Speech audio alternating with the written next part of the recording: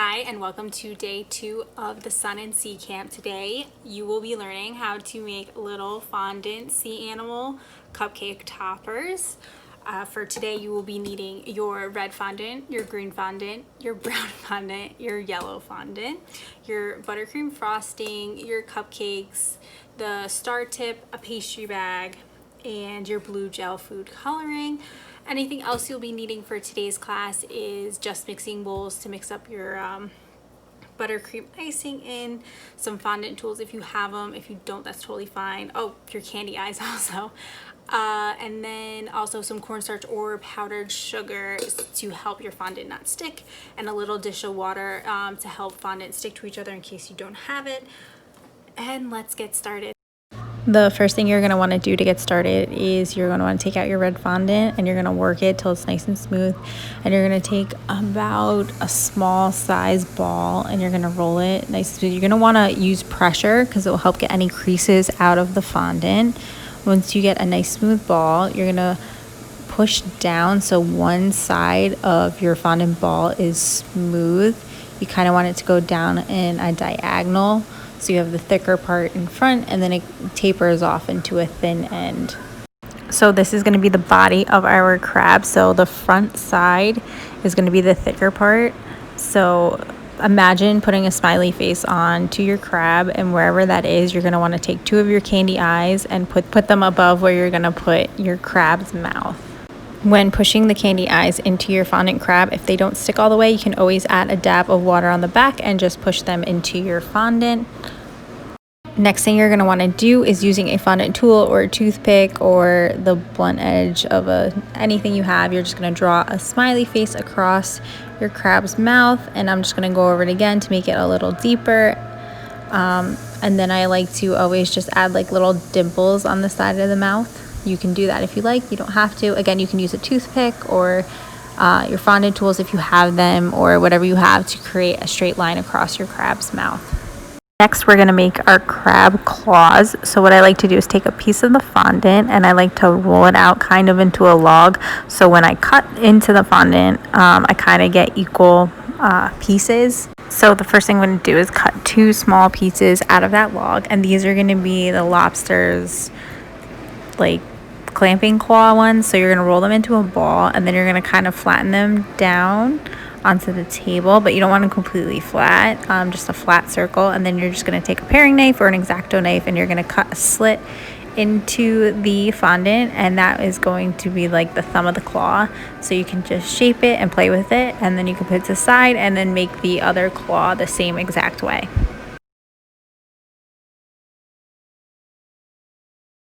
Next, you're going to take 2 small round pieces of fondant again and then roll them into little balls and again flatten them out. And these are going to be like the connective joints of our claws to our crab's body. Just using a little dab of water, it's going to help me connect the clamping claw part to the connective joint to the body. So just put a little dab of water, push that on. After you connect the claws to the joint, you can put them to the side because we're going to put them on last.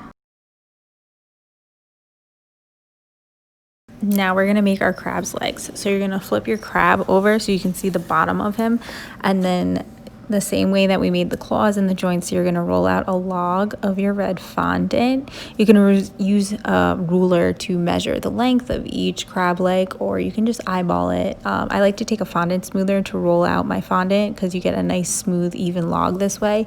If you don't have one, that's totally fine. You can just use your hand for this part. Using my cutting mat, I'm going to measure the length of the crab's legs so they're pretty much even. You don't have to do this. You can if you would like. I'm going to cut out 8 legs, 4 on each side.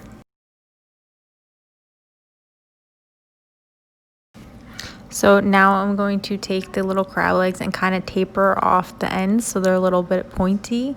And then I'm just going to take a dab of water and place it down the back of the crab, and then just stick on my crab legs. And then when they're on, you can just go back and shape them to how you would like. You can curve them up so they kind of circle.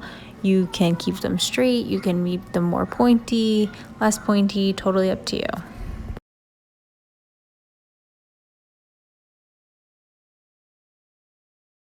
Once all my crab legs are on, I like to just dust the bottom with some cornstarch or powdered sugar, so when I flip him over, he doesn't stick to the mat, and then I just adjust his legs how I'd like them. And then adding a dab of water onto the claws, I'm going to stick them onto my crab. So you just want to pick him up a little bit, and then you can squish his body onto the top of the claw joint.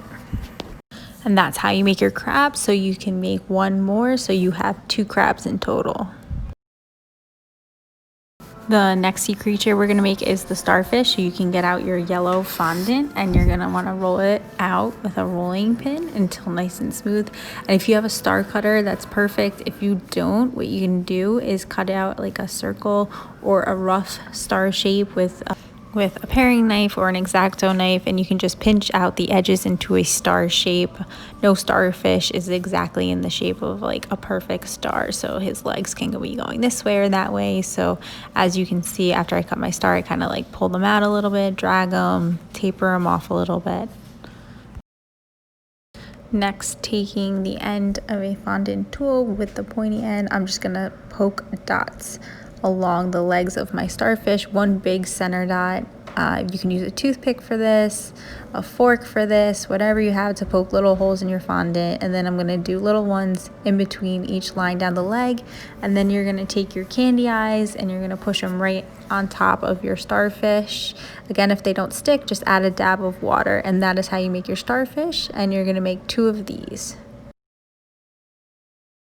Next, you're going to make your fondant turtle. So we're going to start with the turtle shell. So you're going to take your brown fondant, and with pressure, you're going to roll it into a ball. You want to add pressure so it gets any creases out of your fondant when rolling it. Once you get it into a nice ball, you're going to kind of flatten it out. And what you're going to do is you're going to push the ends down a little bit, so it kind of is like a hump of a turtle shell, because you don't want it to be a perfectly round ball. So you're just going to push it down so it kind of humps in the middle and tapers down towards the sides. Next, I'm going to create some cross hatching on the top of the shell like you would find when you look at a turtle. You can do this in any shape and pattern you want. I'm just going to go diagonally across and then go diagonally across the other way.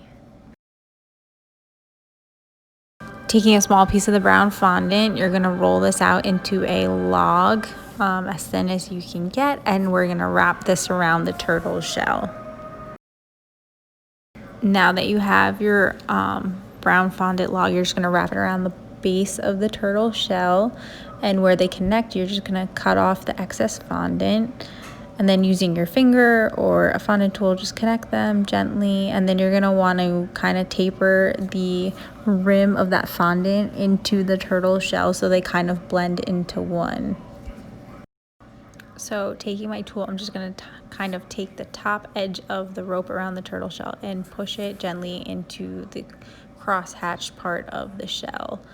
You can use a tool, you can use your finger, whatever you have, just gently push in the top so it blends into the shell.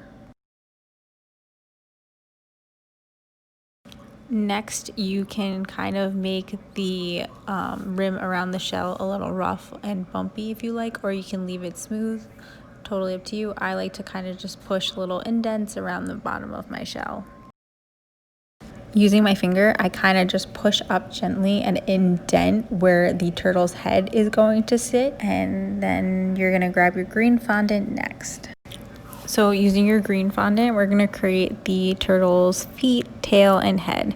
So after you get your fondant nice and smooth, you're going to roll it out into a little log, and you're going to cut off 4 pieces for the turtle's feet. So you're going to roll them into little balls, and then you're going to kind of smush them kind of flat and taper them off at the end. And we're going to connect these to the bottom of the turtle shell. So just roll it in the palm of your hand into a ball, and then you're just going to kind of squish and flatten the one end a little bit, and you kind of just want to make little fat, cute little turtle feet.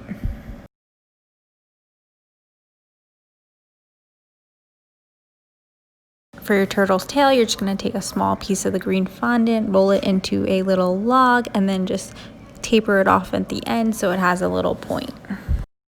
Now taking your turtle shell and flipping it over the same way we glued the legs on our crab, we are going to put the tail and feet onto our turtle, a dab of water, and push the fondant onto the bottom of our turtle. And then after you stick the feet and tail on, just put some cornstarch or powdered sugar on the bottom so the turtle feet and tail don't stick to the mat or wherever you're resting your fondant creatures until we put them on top of our cupcakes.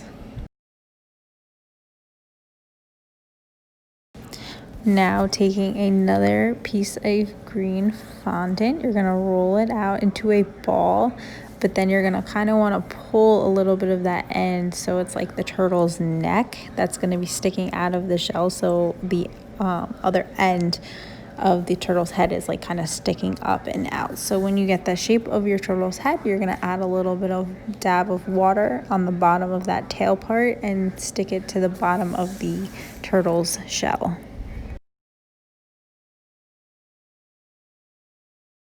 If your turtle's head starts to droop a little bit, as like mine is, you can place something underneath his head to prop it up until he hardens and his head will stay at that height, or you can let his head drop down and just kind of smush him a little bit rounder if you like. But if you want his head propped up more, I would just place something underneath his head. So now taking your candy eyes, I'm gonna add a dab of water and then I'm gonna push them into his face just like we did with the crab and the starfish.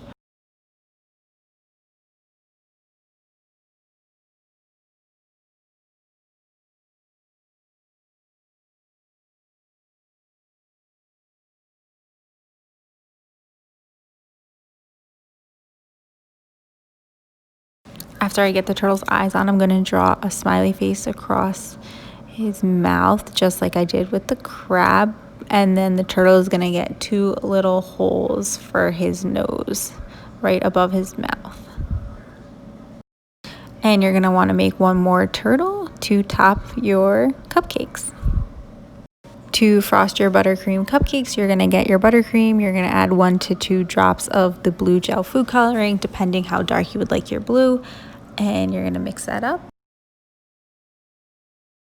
And you're going to grab your pastry bag with the star tip and you're going to cut a hole in it, put your tip in, and then using a cup as an extra hand, fold the top over your pastry bag and place your buttercream frosting inside the pastry bag. And then after the buttercream frosting is inside, you're going to pull the top of the pastry bag up out of the cup, slide the buttercream frosting down towards the tip, twist the top so the buttercream frosting does not come out when you pipe, and you're going to want to pinch the bag between your pointer and thumb finger.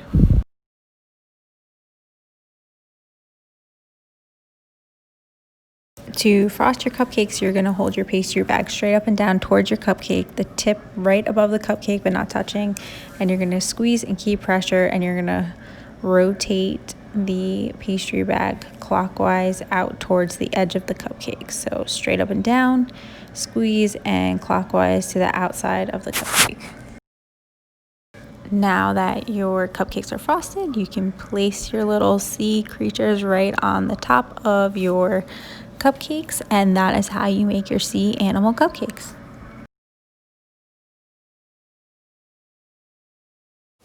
Thank you for making your little sea animal creatures today. I hope you guys had fun. If you have any questions at all, just reach out to me or Candy Lane Crafts. And don't forget to share your pictures. We'd love to see them. And I will see you tomorrow for day 3 of Sun and Sea Camp. Bye.